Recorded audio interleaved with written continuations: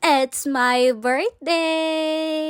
So, April 18 nga pala yung birthday ko. Anyway, kahapon yung birthday ko, April 18. At ngayon ay April 19 na. So, i-voice over ko na lang ito mga auntie ko. Hindi ko nga ito na-upload kahapon dahil umatake yung mind green ko. So, alam mo yung birthday na birthday mo, araw ng kapanganakan sa akin, auntie ko, at nailuwa ako dito sa mundong ibabaw sa earth.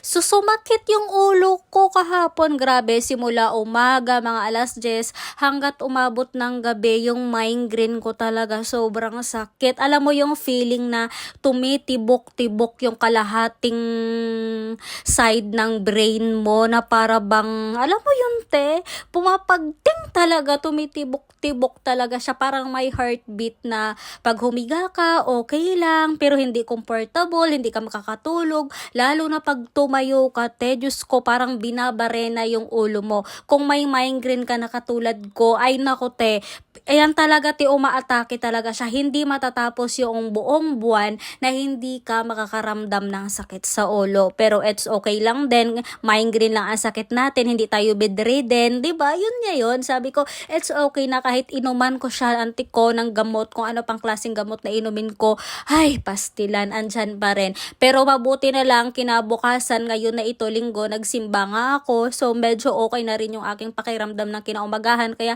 naligo na ako te, at fresh na yung auntie nyo today. At sayang naman tong video na to, kung i-delete ko na lang to auntie ko, hindi makikita ng basher ko yung kilikili ko na birthday ko, wala! So, kailangan natin i-update sila, auntie ko, para makita nila yung kagandahan ng ating kilikili. Anyway, mga auntie ko, yung cake ko na yan ay binili lang siya ng ate ko sa may Lemon Square na baking. Ganyan siya. Basta ganun siya, te. So, sikat din yan yung Lemon Square na nagbebenta ng cake. So, sumasabay din siya sa trends ng mga, alam mo yan, Gold Deluxe, Red Ribbon. So, anyway, itong cake ko pala na ito ay bago nilang labas to, auntie ko na yan siya. Ngayong month lang yata ito nalabas yung cake, at ako nga yung kauna-unahan na bumili ng bagong labas daw nila na cake at bagong display nila, auntie ko, at binili na kaagad yun, auntie ko, para mauuna na ako. Wala!